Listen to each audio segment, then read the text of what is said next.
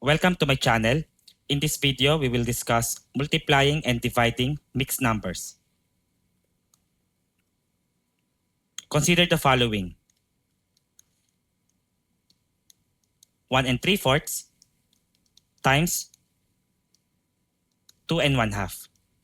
So mag-start tayo kay multiplication of mixed numbers. Okay, para sa multiplication and division of mixed numbers, lagi nyo munang i-convert into improper fractions. 4 times 1, that is 4. And then 4 plus 3, that's equal to 7. So we have 7 over 4 times 2 times 2, that's 4. And 4 plus 1, that's 5. So we have 5 over, copy denominator 2. And alam natin paano mag-multiply ng fractions. I-multiply lang natin yung numerators saka yung denominators. So 7 times 5 is 35, while 4 times 2 is 8. So 35 over 8, or kapag change nyo siya into mixed number, 35 divided by 8 is 4, and may remainder na 3. So 3 over 8.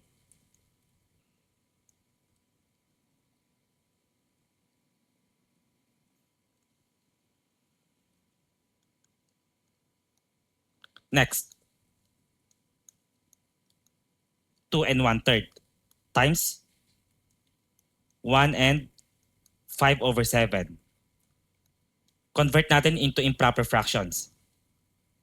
3 times 2, that's 6, while 6 plus 1 is 7.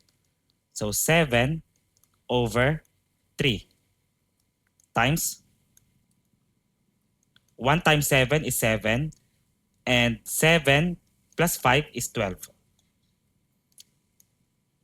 12 over 7. Now, before tayo mag-multiply ng numerator and denominator, recall nyo, pwede tayong mag-reduce ng diagonal numbers. Okay? So, itong 7 at 7, ang greatest common factor niyan ay 7. So, we can divide this by 7. Also this, divide by 7. While ito namang 12 at 3, ang greatest common factor niyan ay 3. So, divide natin to by 3 and divide natin to by 3.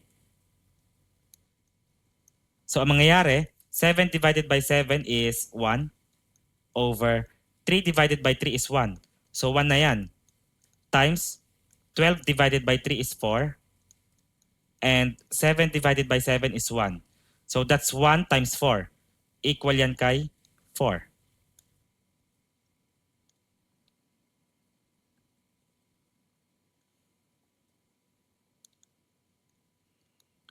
Next, 10 over 7 times 2 and 9 over 20.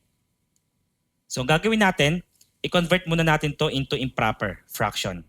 So let's copy 10 over 7 times 20 times 2 is 40, and 40 plus 9 is 49. So that's 49 over the denominator 20. The greatest common factor of 10 and 20 is 10. So we can divide both of them by 10. Okay? Tapos ang greatest common factor naman ni 7 sa ni 49 ay 7. So divide din natin both by 7. Patuloy tayo. 10 divided by 10 is 1. And then 7 divided by 7 is 1 again. Times 49 divided by 7 is 7.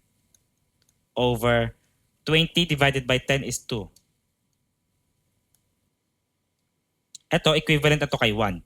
So meron na lang tayong 1 times 7 over 2, or simply 7 over 2.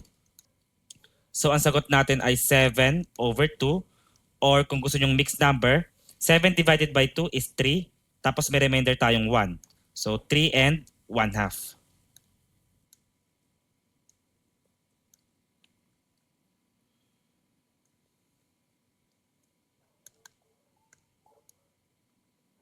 Ngayon, punta naman tayo sa division. Say we have 3 and 1/3 divided by 2 and 3/5. So ganun pa rin ang idea. Iko-convert muna into improper. 3 times 3 is 9, while 9 plus 1 is equal to 10. So this is 10 over 3 divided by 5 times 2 is 10, and 10 plus 3 is 13. 13 over denominator 5. And ang rule sa division of fractions, gagawin mo itong multiplication, tapos kukunin mo yung reciprocal ng second fraction or second number. So this becomes 10 over 3 times 5 over 13. Ang GCF ng 3 at 5 ay 1. So it means hindi na yan marireduce. Ganun din yung 10 at 13. Ang GCF niyan ay 1. So it means diretso na. Multiply na lang natin numerator and denominator. So this is equal to 10 times 5 is 50 over 3 times 13 is 39. Or kung gusto nyo, mixed number, 50 divided by 39, that's 1. Tapos may remainder na 11 over the denominator 39. So this is the answer, or this one.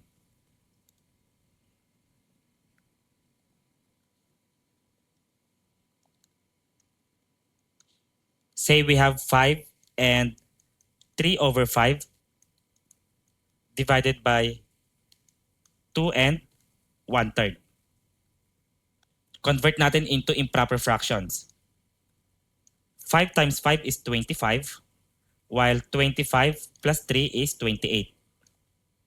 So we have 28 over, copy the denominator 5, divided by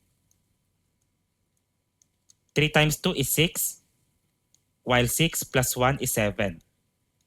So 7 over 3. Tapos, apply natin yung rule ng division.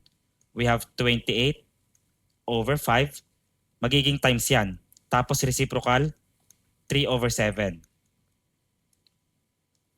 Itong 3 at 5, ang GCF niyan ay 1. So, hindi na yan marireduce. Pero, ang 28 at 7, ang GCF niyan ay 7. So, we can divide this by 7. Tapos ito rin, divide by 7. Therefore, we have 28 divided by 7 is 4 over 5 times 3 over 7 divided by 7 right here is 1. Multiply numerators and denominators. Therefore, we have 12 over 5. Or kung gusto nyo ng mixed number, 12 divided by 5 is 2. Tapos may remainder na 2 over 5. This is the answer, or this one.